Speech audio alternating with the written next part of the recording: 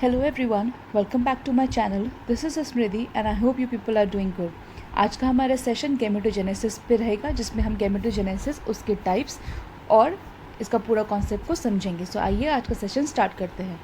जैसे कि आप सब जानते हैं गैमेटोजेनेसिस एक ऐसा प्रोसेस है जहाँ पे आपका प्रोडक्शन ऑफ गैमीट्स होता है. और जब भी हम प्रोडक्शन ऑफ गैमीट्स की बात कर रहे हैं तो आप अच्छे से जानते हैं गैमीट्स ह्यूमंस में मेल्स में आपके स्पर्म्स रहते हैं और फीमेल्स वो ओवम की फॉर्म में रहते हैं. तो यानी कोई भी ऑर्गेनिज्म अगर अपनी बॉडी में स्पर्म का या अपनी बॉडी में ओवम का प्रोडक्शन कर रहा है in the case of human beings, तो वो प्रोसेस आपका कंडक्ट करवाया जाएगा थ्रू गैमेटोजेनेसिस. अब क्योंकि यहाँ प्रोडक्शन ऑफ स्पर्म्स या प्रोडक्शन ऑफ ओवम हो रहा है तो हम यहाँ देख सकते हैं ये दो प्रोसेस इन्वॉल्व करेगा. सबसे पहला आपका सबसे पहला आपका स्पर्मेटोजेनेसिस जहाँ मेल्स के अंदर प्रोडक्शन ऑफ स्पर्म्स होगा और दूसरा oogenesis जहाँ फीमेल्स के अंदर प्रोडक्शन ऑफ ओवम होगा. सो होपफुली ये कॉन्सेप्ट आपको क्लियर हुआ होगा. अब हम आगे चलते हैं. देखिए, स्पर्मेटोजेनेसिस की अगर हम बात करें तो जैसे आप जानते हैं स्पर्मेटोजेनेसिस प्रोडक्शन ऑफ स्पर्म्स है मेल के अंदर, और ये कहाँ अकर करेगा? डेफिनेटली टेस्टिस के अंदर ही अकर करेगा क्योंकि यहाँ कौन प्रोड्यूस हो रहा है? स्पर्म्स प्रोड्यूस हो रहे हैं. अब जैसे कि आप यहाँ देख सकते हैं मैंने आप लोग के साथ एक डायग्रामेटिक रिप्रेजेंटेशन शेयर किया है आपका स्पर्मेटोजेनेसिस का, सो दैट आपको पूरा कॉन्सेप्ट किस तरीके से फंक्शन करता है या किस तरीके से कैरी आउट होता है वो आपको ठीक से क्लियर हो सके. तो आइए इस डायग्रामेटिक रिप्रेजेंटेशन को थोड़ा सा समझने की कोशिश करते हैं. देखिए, जैसे कि आप यहाँ देख सकते हैं सबसे पहले आपको स्पर्मेटोगोनिया दिख रहा है. स्पर्मेटोगोनिया क्या है? ये आपका डिप्लॉइड स्टेम सेल्स है जो आपका क्या करेगा? माइटोसिस से डिवाइड करेगा. देखिए, मैंने आपको कहा कि ये क्या है? आपका स्पर्मेटोगोनिया है जो आपका एक डिप्लॉइड सेल है. डिप्लॉइड सेल क्यों? क्योंकि नंबर ऑफ क्रोमोसोम कैसे हैं? 2n है. तो ये आपका अंडरगो करेगा माइटोसिस से, और माइटोसिस से अंडरगो करने के बाद ये आपका प्राइमरी स्पर्मेटोसाइट्स बनाते हैं. अब प्राइमरी स्पर्मेटोसाइट्स भी आप देख रहे हैं यहाँ नंबर ऑफ क्रोमोसोम कैसे है? 2n है. दैट इज़ इट मीन्स कि ये भी आपका एक डिप्लॉइड सेल ही प्रोड्यूस हुआ. क्यों प्रोड्यूस हुआ? क्योंकि हम जानते हैं जब भी हम माइटोसिस की बात करते हैं, और हमारा माइटोसिस कैसा है? माइटोसिस हमारा एक इक्वेटोरियल डिवीजन होता है. तो क्योंकि ये इक्वेटोरियल डिवीजन है तो जो नंबर ऑफ क्रोमोसोम पास होते हैं डॉटर सेल में वो एग्जैक्ट नंबर ऑफ कॉपीज पास होते हैं. दैट मीन्स अगर 2n नंबर ऑफ क्रोमोसोम्स हैं तो 2n नंबर ऑफ क्रोमोसोम्स ही पास होंगे. सो होपफुली ये आपको समझ में आया होगा कि भाई हम इसको यहाँ पे क्यों माइटोसिस हो रहा है और क्यों नंबर ऑफ क्रोमोसोम सेम ही पास हो रहे हैं. इसका कॉन्सेप्ट आपको क्लियर हुआ होगा. इसके बाद जैसे आप देख सकते हैं जो आपके प्राइमरी oocytes हैं ये आपके फर्स्ट मियोसिस यानी आपका क्या करेंगे? फर्स्ट मियोटिक डिवीजन से अंडरगो करके आपके क्या बनाएंगे? सेकेंडरी स्पर्मेटोसाइट्स बनाते हैं. और क्योंकि यह मियोसिस हो रहा है, माइटोसिस नहीं हो रहा, मियोसिस हो रहा है, तो हम अच्छे से जानते हैं मियोसिस हमारा एक रिडक्शनल डिवीजन होता है. और जब भी हम रिडक्शनल डिवीजन की बात करते हैं तो हम समझ सकते हैं कि नंबर ऑफ क्रोमोसोम रिड्यूस हो जाएंगे, यानी नंबर ऑफ क्रोमोसोम हाफ हो जाएंगे. और कैसे बन जाएंगे भाई? 2n हाफ होकर के क्या बना देगा? n में डिवाइड हो जाएगा. तो नंबर ऑफ क्रोमोसोम जो डॉटर सेल्स में पास हुए वो कैसे हैं? वो आपके हाफ नंबर ऑफ क्रोमोसोम पास होंगे. यानी जो ये सेल्स बने ये कैसे बनेंगे? आपके हिप्लॉइड सेल्स बनेंगे. अब जो ये आपका हिप्लॉइड सेल्स यानी जो आपके सेकेंडरी स्पर्मेटोसाइट्स बन रहे हैं ये वापस से एक और डिवीजन को कैरी आउट करवाएंगे जो आपका मियोसिस 2 है, या फिर आप कह सकते हैं ये अंडरगो करेंगे सेकेंड मियोटिक डिवीजन से. और जब ये सेकेंड मियोटिक डिवीजन से होकर के गुजरेंगे तो ये आपके स्पर्मेटाइट्स फॉर्म करेंगे. और ये जो स्पर्मेटाइट्स है वापस से आप यहाँ देख पा रहे हैं ये कैसे सेल्स हैं आपके? ये भी आपके हिप्लॉइड सेल्स ही हैं.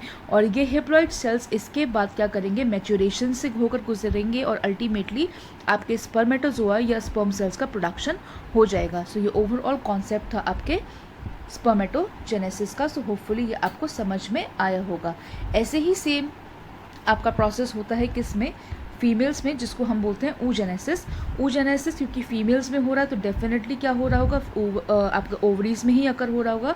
वाई? क्योंकि यहाँ पे प्रोडक्शन ऑफ एग सेल्स होता है. सो इसको आपको ध्यान रखना है कि oogenesis production of egg cells है, यानी ओवा है फीमेल्स में, और ये अकर आपका oogenesis कहाँ करेगा? ओवरीज के अंदर करेगा. यहाँ पर आप देख पा रहे हैं मैंने आपके साथ इसका एक डायग्रामेटिक रिप्रेजेंटेशन भी शेयर किया है. सो आप इसको हम धीरे धीरे करके डिस्कस करेंगे ताकि ये कॉन्सेप्ट भी आपको क्लियर हो जाए.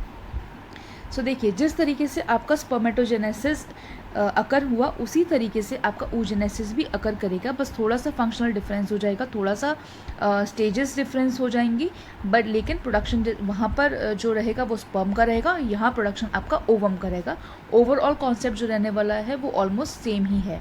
देखिए कैसे, यहाँ हम देख पा रहे होंगे यहाँ oogenesis है, वहाँ अगर आपको ध्यान होगा वहाँ पे स्पर्मेटोजेनेसिस था, स्पर्मेटोजेनेसिस सॉरी कौन था आपका स्पर्मेटोगोनिया थे, और यहाँ पे आपके oogonia हैं। सो जैसे आपके स्पर्मेटोगोनिया अंडरगो करे थे, माइटोसिस थे और उन्होंने अपने नंबर ऑफ क्रोमोसोम एग्जैक्ट पास किए थे, ऐसे ही यहाँ पे आपका oogonia क्या करेगा, आपके oogonia जो कि आपके एक डिप्लॉयड स्टेम सेल्स हैं, ये आपका सेम जैसे माइटोसिस में, सेम जैसे आपका स्पर्मेटोजेनेसिस में हुआ था, यहाँ पर भी ये अंडरगो करेंगे माइटोसिस से, और माइटोसिस से अंडरगो करने के बाद ये आपके डिप्लॉयड सेल्स ही प्रोड्यूस करेंगे। ये डिप्लॉयड सेल्स आपके क्या बन रहे हैं, अल्टीमेटली आपके प्राइमरी oocytes बन रहे हैं, और ये आपके ऐसे डिप्लॉयड सेल्स हैं जो बिगिन करेंगे आपके मियोसिस को, एक आपके ऐसे प्रोसेस को जहाँ पे आपका डिवीजन आगे जाकर के कंप्लीट होगा।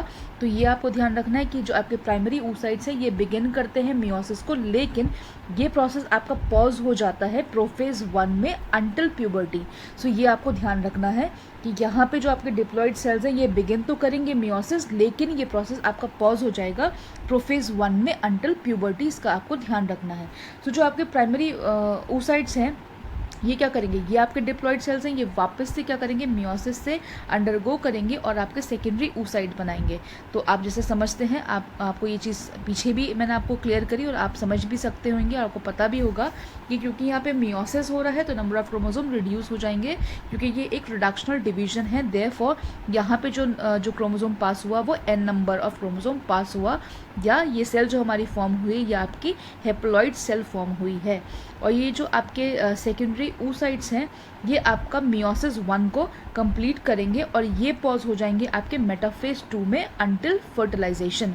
इसके बाद this process is going to result in the formation of what, ovum, after undergoing again a division which is meiosis 2।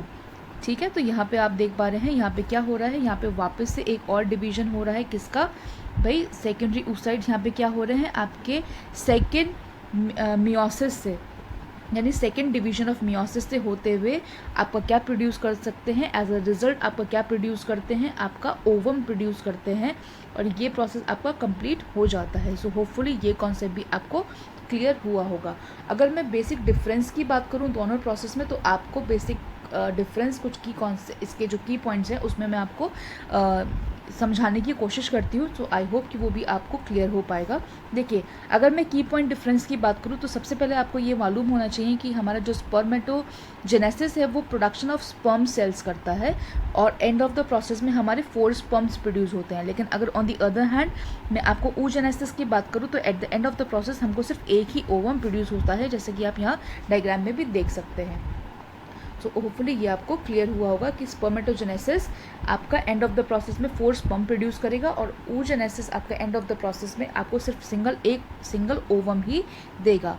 दूसरी चीज़ आपको ये यहाँ समझनी है कि जो डिफरेंशिएशन होता है वो, और उससे पहले मैं आपको यहाँ एक और चीज़ बता दूँ कि दोनों ही प्रोसेस क्या इन्वॉल्व करते हैं, माइटोसिस और मियोसिस दोनों ही प्रोसेस इन्वॉल्व करते हैं, जहाँ पे नंबर ऑफ क्रोमोसोम इस केस में तो डबल हो जाते हैं, इस केस में डबल हो जाते हैं, और इस केस में नंबर ऑफ क्रोमोसोम हाफ हो जाते हैं। तो ये आपको ध्यान रखना है। इसके अलावा अगर मैं डिफ्रेंसिएशन की बात करूँ तो स्पर्मेटोजेनेसिस में जो डिफ्रेंसिएशन होता है वहाँ आपके स्पर्मेटाइड्स स्पर्म प्रोडक्शन कर देते हैं, यानी आपके जो स्पर्मेटाइड्स हैं वो डिफ्रेंशिएट होकर के आपका स्पर्म का प्रोडक्शन करते हैं।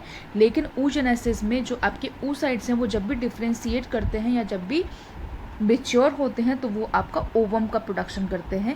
ये भी आपको समझ में आ रहा होगा। इसके बाद लास्ट पॉइंट जो है इसका जो मैं आपके साथ कवर करना चाहूँगी वो है टाइमिंग, कि भाई कब से कब तक ये चलता है ये जो पूरा प्रोसेस है। तो आपका अगर मैं स्पर्मेटोजेनेसिस की बात करूँ तो स्पर्मेटोजेनेसिस आपका एक कंटिन्यूस प्रोसेस है आफ्टर प्यूबर्टी, यानी मेल्स में जो स्पर्मेटोजेनेसिस रहेगा वो कंटिन्यू रहेगा, और कब तक रहने वाला है, ये कंटिन्यू रहने वाला है। और कहाँ से शुरू होता है भाई, ये प्यूबर्टी से स्टार्ट हो जाता है किसी भी ह्यूमन मेल के अंदर। But on the other hand अगर मैं आपको oogenesis की बात करूँ तो oogenesis एक ऐसा प्रोसेस है जो पॉज होता है और फिर स्टार्ट होता है, क्योंकि जैसे आप जानते हैं ये यहाँ पॉज हुआ, सबसे पहले कहाँ आपका प्रोफेज़ 1 में पॉज हुआ, फिर यहाँ जा कर के ये वापस पॉज हुआ, कहाँ पे, मेटाफेज़ 2 में ये पॉज हुआ, है ना। यहाँ पे भी आपके मियोसिस के प्रोफेज़ 1 में पॉज हो रहा है, और यहाँ ये मियोसिस 2 के आपके मेटाफेज़ 2 में जाकर के पॉज हो रहा है। तो ये आपका जो oogenesis है, ये एक ऐसा प्रोसेस है जो क्या करता है, ये एक लॉन्ग पॉज लेता है और उसके बाद ये वापस से स्टार्ट हो जाता है।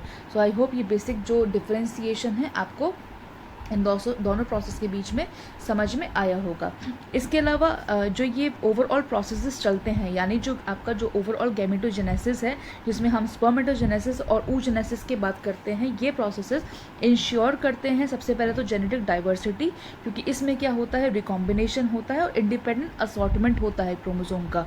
ठीक है, तो आई होप ये बात भी आपको समझ में आई होगी। क्यों मैंने आपको बोला जेनेटिक डाइवर्सिटी, क्योंकि भाई नंबर ऑफ क्रोमोसोम जो आ रहे हैं, क्योंकि ये ही आपको फर्टिलाइजेशन को प्रोड्यूस करेंगे, यही जो आपके गैमीट्स फॉर्म हुए हैं इसी से फर्टिलाइजेशन होगा। दैट्स वाई मैंने आपको टर्म यूज़ किया जेनेटिक डाइवर्सिटी प्रोड्यूस होगी, क्योंकि यहाँ रिकॉम्बिनेशन हो जाएगा दोनों पेरेंटल जीन्स का। अपार्ट फ्रॉम दिस यहाँ पे इंडिपेंडेंट असॉर्टमेंट भी देखते हैं हम क्रोमोसोम का। जैसे आप देख रहे हैं कि जब क्रोमोसोम डिवाइड हो रहे हैं तो वो अपने आप को इंडिपेंडेंटली असॉर्ट कर पा रहे हैं। तो ये ओवरऑल कॉन्सेप्ट था जो आपका गैमेटोजेनेसिस के ऊपर है। आई होप आपका सेशन, आज का जो सेशन है, आपको पसंद आ रहा होगा और आपको आज के कॉन्सेप्ट में को क्लियर करने में मदद मिली होगी। सो आज का सेशन यहीं तक था, मिलते हैं अगले सेशन के साथ। Till then take care and have a good life ahead.